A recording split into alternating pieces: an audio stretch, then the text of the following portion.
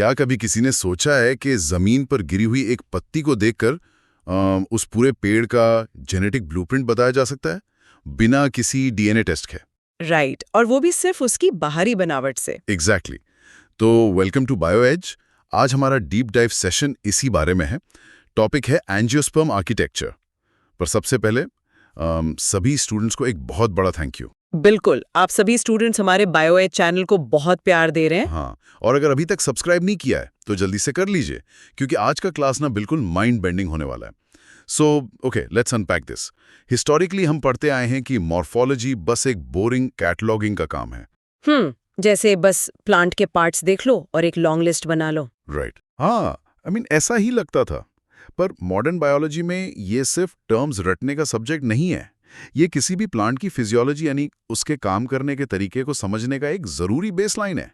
अच्छा, इसको थोड़ा और साइंटिफिकली समझने के लिए हमें द फॉर्म फंक्शन प्रिंसिपल को देखना होगा। ओके, ये क्या है? इसका सीधा सा मतलब ये है कि किसी भी प्लांट का जो इंटरनल आर्किटेक्चर होता है ना, वही स्ट्रिक्टली उसके बायोलॉजिकल पोटेंशियल को डिक्टेट करता है। जैसे एक प्लांट में सर्वाइवल के लिए दो मैसिव चैलेंजेस होते हैं। राइट। पहला तो एनर्जी के लिए सनलाइट तक पहुंचना। बिल्कुल, जिसके लिए असेंडिंग शूट सिस्टम बनता है। और दूसरा चैलेंज है जमीन के डीप अंदर से पानी और न्यूट्रिएंट्स निकालना। और उसके लिए सबटेरेनियन रूट सिस्टम होता है। एग्जैक्टली। इन दोनों का फिजिकल फॉर्म ही ये तय करता है कि वो अपना सर्वाइवल फंक्शन कितने एफिशिएंटली परफॉर्म करेंगे। तो बेसिकली स्ट्रक्चर ही फंक्शन को बर्थ देता है। और इसी आर्किटेक्चर को समझने में कैथरीन ईसो का नाम सबसे ऊपर आता है। 1960 में उन्होंने अपनी book anatomy of seed plants publish की थी। हाँ, जिसे प्लांट बायोलॉजी का वेबस्टर्स डिक्शनरी कहा जाता है। राइट। लेकिन उन्होंने मॉर्फोलॉजी को देखने का पूरा नजरिया ही बदल दिया था। एक डायनामिक डेवलपमेंटल अप्रोच दिया था उन्होंने। और एक लैंडमार्क डिस्कवरी भी थी। ओ, आप कर्ली टॉप वायरस की बात कर रहे हैं? हाँ, वही। उन्होंने बताया था कि ये वायरस प्लांट्स में स्ट्रिक्टली फ्लोएम के जरिए फैलता है। फ्लोएम यानी जो फूड कंडक्टिंग टिश्यू होता है। एग्जैक्टली। और उनका ये डायनामिक अप्रोच ही उनकी सबसे बड़ी लेगेसी है।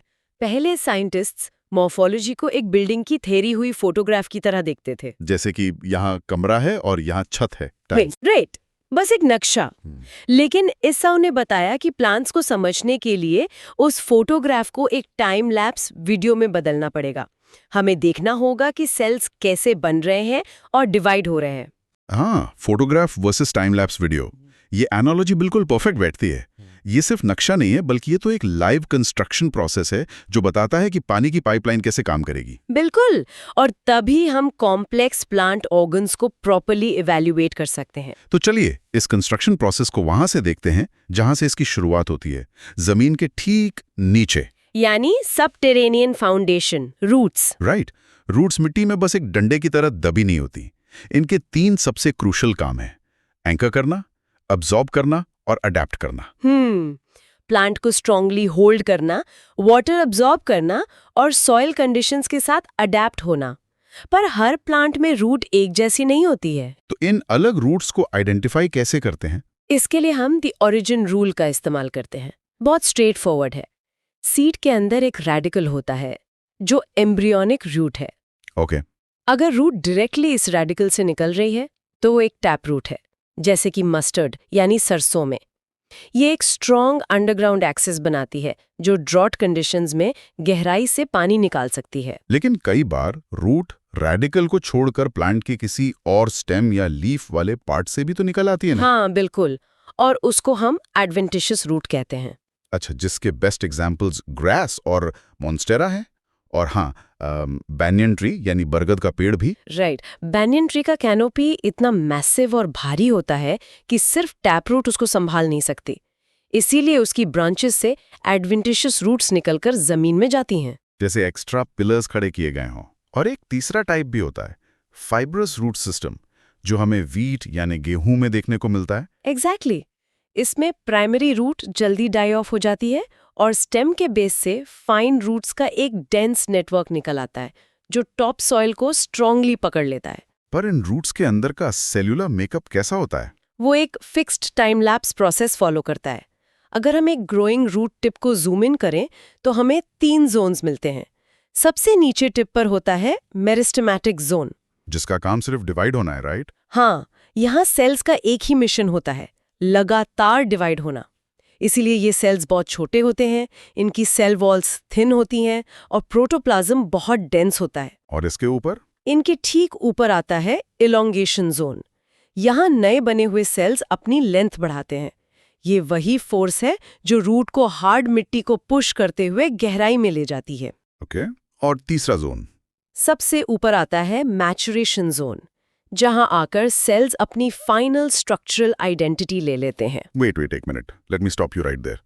मुझे यहाँ एक मेजर कंफ्यूजन है। अगर मेरिस्टेमेटिक जोन में सेल्स डिवाइड हो रहे हैं और इलोंगेशन जोन उन्हें लंबा करके मिट्टी में पुश कर रहा है, तो प्लांट के लिए पानी और न्यूट्रिएंट्स असल में एब्जॉर्ब कौन कर रहा है?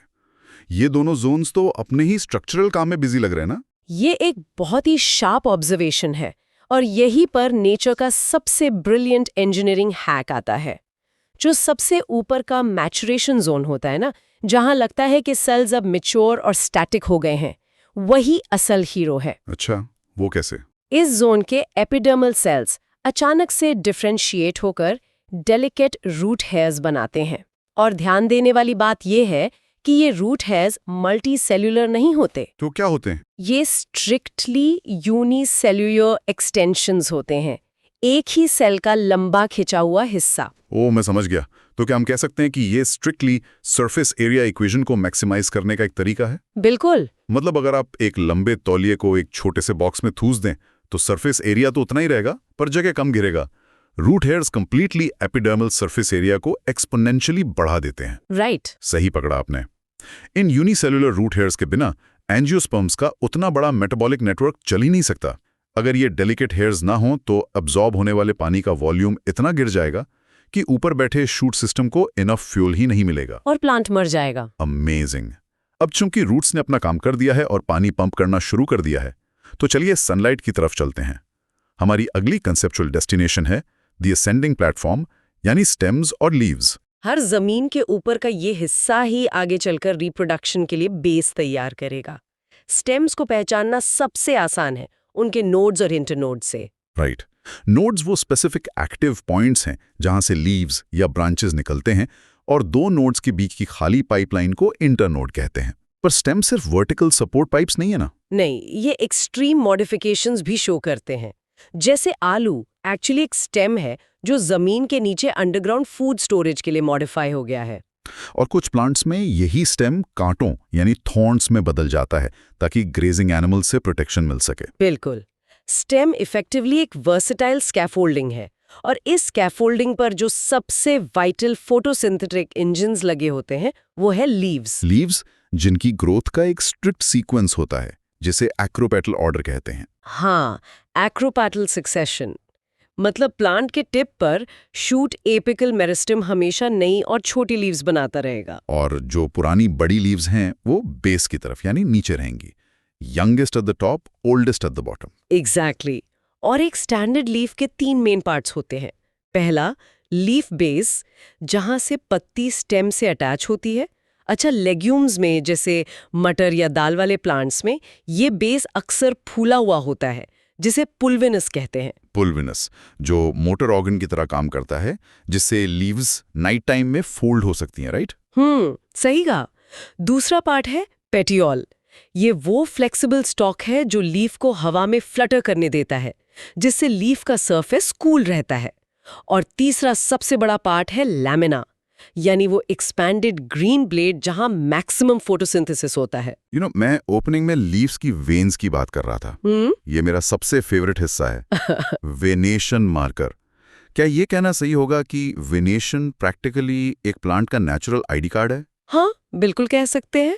अगर आप एक पत्ती को ध्यान से देखें और उसके अंदर वेन्स का एक कॉम्प्लिकेटेड जाल यानी एक रेटिकुलेट नेटवर्क बना हुआ है, तो हम विदाउट एनी डाउट कह सकते हैं कि ये प्लांट डाइकोटिलीडॉन कैटेगरी का है। राइट। और अगर पत्ती में वेन्स बिल्कुल सीधी सीधी एक दूसरे के पैरेलल चल रही हैं तो वो मोनोकोटिलीडॉन है। पैरेलल चैनल्स, जैसे केले या घास की लीव्स। हम सिर्फ बाहर से देखकर अंदर की बेसिक टैक्सोनॉमी बता सकते हैं। ये सब डायग्नोस्टिक टूल्स फील्ड बॉटनिस्ट के लिए बहुत इंपॉर्टेंट है। अब जब लीव्स ने फोटोसिंथेसिस से भरपूर एनर्जी तैयार कर ली है, तो प्लांट इस एनर्जी को अपने अल्टीमेट गोल के लिए चैनल करता है। रिप्रोडक्शन। और यहां से हम एंटर करते हैं the floral transformation and geometry में। सभी स्टूडेंट्स को इस पर ध्यान देना चाहिए क्योंकि यहां एवोल्यूशन का मैजिक दिखता है। फूल अचानक से प्रकट नहीं होते, राइट? इनफ्लोरेसेंस के पैटर्न्स होते हैं। स्टूडेंट्स, आपको ये क्लियर होना चाहिए कि फ्लावर्स फंडामेंटली मॉडिफाइड शूट्स ही हैं। होता ये है कि एनवायरमेंटल और हार्मोनल क्यूज आते ही स्टेम के टिप पर बैठा शूट एपिकल मेरिस्टेम अपने सेल्स की प्रोग्रामिंग बदल देता है और फ्लोरल मेरिस्टेम बन जाता है। अच्छा, तो अब उस ब्रांच पर फूल किस सीक्वेंस में निकलेंगे, ये प्लांट की रिप्रोडक्टिव स्ट्रैटेजी तय करती है। इसके 2 क्लियर रूल्स हैं। हाँ, पहला है रेसिमोस। इस पैटर्न में मेन ब्रांच की ग्रोथ इंडेफिनिट होती है, जैसे एक एंडलेस हाईवे, और उसके दोनों साइड्स पर फूल एक्रोपीटल सक्सेशन में निकलते रहते हैं। यानी नया ऊपर, पुराना नीचे, यानी बैसी पेटल ऑर्डर में बनते हैं। Now here is where it gets really interesting, इन फूलों की सिमेट्री। टैक्सोनॉमी में सिमेट्री का एक बहुत बड़ा स्ट्रक्चरल रोल है। प्लांट ने फूलों का शेप ऐसे ही रैंडमली नहीं बनाया, इसके पीछे पूरा लॉजिक है। 3 कैटेगरीज होती है ना। पहली है एक्टिनोमॉर्फिक या रेडियल सिमेट्री। इसका मतलब है फ्लावर को सेंटर से किसी भी एंगल या प्लेन से कट करें, वो 2 इक्वल हाफ्स में बंट जाएगा, जैसे मस्टर्ड, धतूरा या चिली। राइट, ये रेडियल शेप किसी भी डायरेक्शन से आने वाले पॉलिनेटर को वेलकम करता है। दूसरी है जाइगोमॉर्फिक या बायलैटरल सिमेट्री। यहाँ फूल सिर्फ और सिर्फ एक वर्टिकल प्लेन से ही 2 इक्वल हाफ्स में कटेगी, जैसे पी और गुलमोहर। और तीसरी है असिमेट्रिक या इरेगुलर सिमेट्री, जिसे किसी भी एंगल से काट लो 2 इक्वल पार्ट्स नहीं बनेंगे, जैसे केन्ना का फूल। बिल्कुल। और इस सिमेट्री के अलावा फूल का एक और आर्किटेक्चरल मार्वल है जिसे हम एस्टिवेशन कहते हैं। एस्टिवेशन, ओ, ये तो बहुत इंटरेस्टिंग कॉन्सेप्ट है। हाँ, एक फ्लावर आमतौर पर 4 मेन वर्ल्स या लेयर्स से बना होता है। कैलिक्स यानी सेपल्स, कोरोलास यानी पेटल्स, एंड्रोशियम जो मेल पार्ट है और गाइनोशियम जो फीमेल पार्ट है। और एस्टिवेशन ये डिस्क्राइब करता है कि जब फूल कली की स्टेज में होता है, तब उसके सेपल्स या पेटल्स एक दूसरे के रेफरेंस में किस ज्योमेट्रिक पैटर्न में फोल्डेड है। एग्जैक्टली। इसको हम एक रियल वर्ल्ड एनालॉजी से समझ सकते हैं सब। एस्टिवेशन बिल्कुल एक इमरजेंसी पैराशूट को पैक करने जैसा है। आप पैराशूट को बस बैग में ठूंस नहीं सकते, उसकी एक प्रिसाइज फोल्डिंग होती है ताकि जब वो खुले तो परफेक्ट शेप ले। Perfect analogy. कली के अंदर फूल का पूरा डेवलपमेंटल ब्लूप्रिंट उसी फोल्डिंग में छुपा होता है। और एस्टिवेशन 4 तरह की होती है। पहला टाइप है वेलवेट ना। हाँ, वेलवेट में पेटल्स के एजेस एक दूसरे को एग्जैक्टली टच करते हैं बिना ओवरलैप किए, जैसे कैलोट्रोपिस में।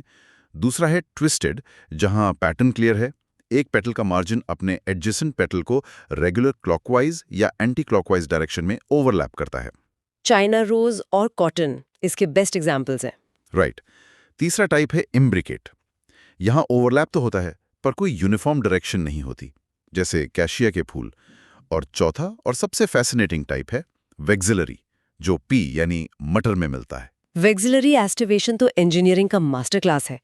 इसमें 5 पेटल्स होते हैं, पर सबका साइज और काम अलग होता है।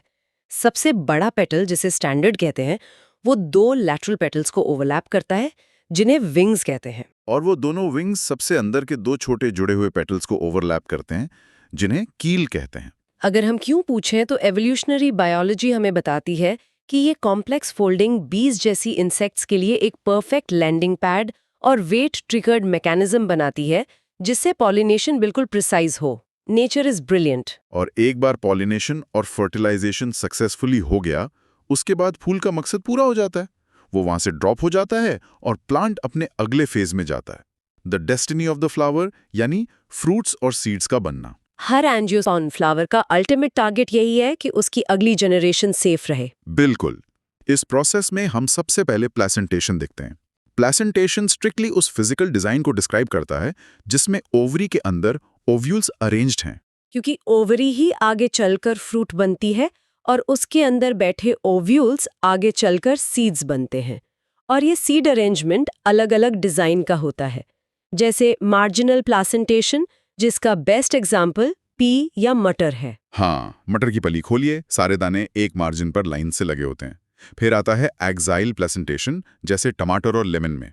टमाटर को हॉरिजॉन्टली काटिए, आपको दिखेगा ओवरी चेम्बर्स में डिवाइडेड है और सीड्स सेंटर एक्सिस पर अटैच्ड हैं। उसके बाद पैराइटल प्लासेंटेशन, जो मस्टर्ड में मिलता है। यहाँ सीड्स ओवरी की इनर वॉल के पास बनते हैं और मस्टर्ड में तो एक फॉल्स सेप्टम भी बनता है जो 2 हिस्सों में डिवाइड करता है। राइट। फिर फ्री सेंट्रल जैसे डायंथस में, जहां सीड्स सेंटर में हैं पर कोई पार्टीशन या चेंबर्स नहीं है। और आखिर में बेसल प्लासेंटेशन जैसे सनफ्लावर, जहां ओवरी के बेस पर सिर्फ एक सिंगल सीड अटैच होता है। प्लासेंटेशन के इस फ्रेमवर्क से जब सीड तैयार होता है तो उसके चारों तरफ ओवरी वॉल पकड़कर फ्रूट यानी पेरिकार्प बन जाती है। और यहाँ मैं एक स्पेशल फंक्शनल क्लासिफिकेशन की बात करना चाहूंगी, ड्रूप्स। ड्रूप्स? हाँ, ड्रूप्स वो फ्रूट्स होते हैं जो मोनोकार्पुलरी सुपीरियर ओवरी से बनते हैं। इनका पेरिकार्प क्लियरली 3 पार्ट्स में डिवाइडेड होता है। सबसे बाहर की स्किन एपिकार्प, बीच का गुदेदार हिस्सा मीसोकार्प और सबसे अंदर एक सख्त पत्थर जैसा स्टोनी एंडोकार्प। मैंगो और कोकोनट इसके सबसे कॉमन एग्जाम्पल्स हैं। वेट अ मिनट, क्या नारियल सच में एक फ्रूट है? उसके नाम में कोकोनट है। हम सब तो उसे ट्रू नट मानते आए हैं। क्या बोटैनिकली हम गलत हैं? मैं जानती थी ये सवाल आएगा। बोटानिकल टर्म्स में नारियल बिल्कुल एक ड्रूप फ्रूट है, ये नट नहीं है। Oh wow! और इसके पीछे एक माइंड ब्लोइंग एवोल्यूशनरी स्ट्रैटेजी है। नारियल के बाहर का ग्रीन या ब्राउन हिस्सा और अंदर का फाइब्रस रेशेदार हिस्सा जिसे हम छीलते हैं, वो आम की तरह खाने के लिए फ्लैशी नहीं बनाया गया। तो किस लिए बनाया गया है? वो फाइब्रस और लाइट इसलिए बनाया गया ताकि नारियल ओशन करंट्स में पानी पर तैरकर हजारों किलोमीटर दूर नए आइलैंड्स तक डिस्पर्स हो सके। अमेजिंग! ओशन ट्रैवल के लिए बनाया गया बायोलॉजिकल बोट। और जो सख्त शेल हम फोड़ते हैं वो उसका स्टोनी एंडोकार्प है, जो अंदरूनी सॉफ्ट सीड और कोकोनट वाटर को नमकीन समुद्री पानी से बचाता है। Pure survival mechanics. बिल्कुल। चलिए अब उस स्टोनी शेल के और अंदर चलते हैं। Seed architecture.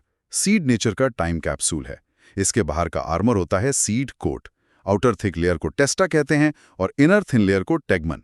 इनका काम नाजुक एम्ब्रियो को एनवायरमेंटल शॉक से बचाना है। और जब तक एम्ब्रियो के पास अपनी लीव्स नहीं आती तब तक उसे खाना कहाँ से मिलता है? यहां अप्लाई होता है दी एंडोस्पर्म रूल। मोनोकॉट्स यानी जिनके सीड में एक ही डाल होती है, वो अपना न्यूट्रिशनल फ्यूल एंडोस्पर्म नाम के स्पेशल टिश्यू में स्टोर करते हैं। इसलिए इन्हें एंडोस्पर्मिक सीड्स कहते हैं, जैसे गेहूं या चावल। वहीं डाइकॉट्स अपना एंडोस्पर्म अर्ली स्टेज में कंज्यूम कर लेते हैं और सारा खाना अपने मोटे फ्लैशी कॉटिलिडॉन्स में स्टोर करते हैं। इसलिए ये जनरली नॉन एंडोस्पर्मिक होते हैं, जैसे चना और मटर। सही। पर बायोलॉजी की इस क्लास में मुझे एक चीज स्पेसिफिकली हाईलाइट करनी पड़ेगी। बॉटनी में जनरल रूल्स के हमेशा एक्सेप्शंस होते हैं और ये एक्सेप्शंस ही सबसे ज्यादा पूछे जाते हैं। राइट? क्या एक्सेप्शंस हैं यहाँ? यहाँ 2 क्रूशियल एक्सेप्शंस हैं।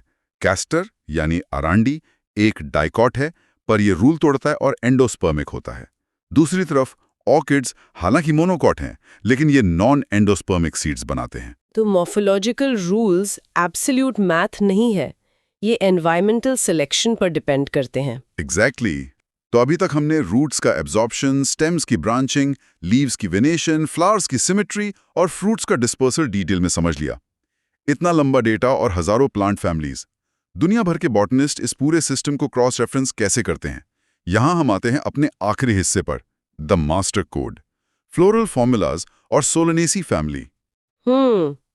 साइंटिस्ट जब भी नई स्पीशीज ढूंढते हैं तो वो हर डिटेल्स लंबे पैराग्राफ्स में नहीं लिखते, वो स्टैंडर्डाइज फ्लोरल फॉर्मूलाज का इस्तेमाल करते हैं। ये एक तरह से बॉटनी की कोडिंग लैंग्वेज है जो कॉम्प्लेक्स स्ट्रक्चर्स को एक लाइन में रिड्यूस कर देती है। मुझे ये कॉन्सेप्ट बिल्कुल कंप्यूटर की जिप फाइल की तरह लगता है। पन्नों की थ्योरी एक छोटे कोड में कंप्रेस हो जाती है और इस डीकोडर की को समझना स्टूडेंट्स के लिए बहुत इंटरेस्टिंग है। हाँ, जैसे बी का मतलब ब्रैक्टिएट यानी फ्लावर के बेस पर ब्रैक्ट्स है। के सिंबलाइज करता है कैलिक्स यानी सेपल्स को। सी मतलब कोरोला यानी पेटल्स। और अगर कैलिक्स और कोरोला में कोई अंतर नहीं है तो हम बी यानी पेरियांथ लिखते हैं। ए है एंड्रोशियम के लिए और जी है गाइनोशियम के लिए। और अगर इन अल्फाबेट्स के बाद लिखे नंबर्स के चारों तरफ ब्रैकेट्स हैं तो उसका मतलब है फ्यूजन। राइट। और अगर किसी 2 सिंबल्स के ऊपर एक कॉमन लाइन खींची है तो वो एडहीजन दिखाता है। और सबसे जरूरी, अगर जी के नीचे एक अंडरलाइन है तो उसका मतलब सुपीरियर ओवरी है, और अगर जी के ऊपर डैश है तो इन्फीरियर ओवरी। और इस जिप फाइल का पावर हम तब समझ सकते हैं जब हम इसे सोलेनेसी फैमिली पर अप्लाई करते हैं। इसे आम भाषा में पोटैटो या आलू टमाटर वाली फैमिली भी कहते हैं। बिल्कुल। अब इसके वेजिटेटिव कैरेक्टर्स तो सिंपल है, ऑल्टरनेट लीव्स होती हैं और रेटिकुलेट वेनेशन।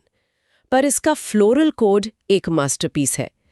सबसे पहले एक्टिनोमॉर्फिक का सिंबल, फिर बाइसेक्सुअल का सिंबल, फिर K5 ब्रैकेट में यानी 5 यूनाइटेड सेपल्स, और C5 ब्रैकेट में यानी 5 यूनाइटेड पेटल्स, A5 यानी 5 स्टेमन्स, लेकिन C और A के ऊपर एपीपेटलिस कंडीशन दिखाने के लिए लाइन होती है, और आखिर में G2 ब्रैकेट में और G के नीचे अंडरलाइन। इसका मतलब है बाइकार्पलरी सिनकार्पस सुपीरियर ओवरी। सही कहा। और इस फॉर्मूला के ठीक पीछे एक फिजिकल रियलिटी छुपी है। इस फैमिली में प्लेसेंटा थोड़ा स्वॉलन होता है और एक्साइल प्लेसेंटेशन मिलता है। So what does this all mean for us? अभी इस कोड को पढ़कर आम इंसान का क्या फायदा? ध्यान दीजिए, इस एक फ्लोरल फॉर्मूला वाली फैमिली का इकोनॉमिक इम्पैक्ट कितना मैसिव है। खाने की प्लेट में पोटैटो और टमाटो इसी से आते हैं, मसालों का तीखापन यानी चिली इसी फैमिली से। हाँ, और मेडिसिन की बात करें तो बेलाडोना और अश्वगंधा जैसी दवाएं यहीं से मिलती हैं। और टोबैको जैसा प्लांट भी इसी का हिस्सा है। आप एक छोटे से कोड को डिकोड करके एक पूरी इकोनॉमिक इंडस्ट्री का बेसलाइन समझ सकते हैं। यही मॉर्फोलॉजी का अल्टीमेट ऑब्जेक्टिव है। एक बार आप इंटरनल ज्योमेट्री को डिकोड कर लेते हैं तो स्पीशीज का बिहेवियर प्रिडिक्ट करना और उसे ह्यूमन यूटिलिटी के लिए ऑप्टिमाइज करना पॉसिबल हो जाता है। तो आज के इस सेशन के कंक्लूजन पर आते हैं हम। हमने अंडरग्राउंड रूट हेयर्स की एब्जॉर्बिंग कैपेसिटी से लेकर स्टेम के आर्किटेक्चर, वेनेशन के नेचुरल आईडी कार्ड्स और फ्लावर्स के सिमेट्री तक सब देखा। और ओशन में तैरने वाले ड्रूप फ्रूट्स और आखिर में जिप फाइल जैसे डिजाइनर फ्लोरल फॉर्मूलास तक को डिटेल में समझा। मॉर्फोलॉजी सच में कोई पुराना डेड सब्जेक्ट नहीं है। ये प्लांट्स की लाइफ और उनके एवोल्यूशन का एक लाइव इंजीनियरिंग मैनुअल है। और इसी इंजीनियरिंग मैनुअल को ध्यान में रखते हुए मैं सभी स्टूडेंट्स के दिमाग में एक प्रोवोकेटिव थॉट छोड़ना चाहती हूँ। हमने देखा कि एक सिंपल सा फ्लोरल फॉर्मूला प्लांट का पूरा पास्ट और प्रेजेंट डिक्टेट करता है। तो क्या भविष्य में क्रिस्पर या जीन एडिटिंग जैसी टेक्नोलॉजीज का इस्तेमाल करके साइंटिस्ट्स इन बोटैनिकल कोड्स को कंप्लीटली हैक कर पाएंगे? वाओ! क्या हम कभी ऐसे सुपर प्लांट्स डिजाइन कर पाएंगे जो सीधा मार्स के हार्श सॉइल और लो ग्रेविटी में आसानी से उग सके? क्या ह्यूमन इंटेलेक्ट नेचर की इस डीप आर्किटेक्चरल लिमिट को अपनी मर्जी से रीप्रोग्राम कर पाएगा? थिंक अबाउट इट सभी। ओह मैन, उस सवाल ने तो साइफाई पॉसिबिलिटीज के दरवाजे खोल दिए हैं। मार्स पर ग्रो होने वाले इंजीनियर्ड टोमेटोज, क्या कमाल का थॉट है। तो इस एक्सप्लोसिव थॉट के साथ आज के इस डीप डाइव सेशन में हमारे साथ जुड़ने के लिए आप सभी स्टूडेंट्स का दिल से बहुत बहुत शुक्रिया। अगर आपको आज मॉर्फोलॉजी का ये कॉन्सेप्ट समझ आया हो तो प्लीज बायो एज चैनल को सब्सक्राइब करें, इस वीडियो को जरूर लाइक करें। हाँ, और अपने दोस्तों के साथ इस सेशन को शेयर करें ताकि हम सब बायोलॉजी को सिर्फ रटने की बजाय उसे साइंटिफिकली फील करना शुरू करें। हम जल्दी मिलेंगे आपसे अगले सेशन में कुछ और इंटरेस्टिंग टॉपिक्स के साथ। तब तक keep learning, keep questioning and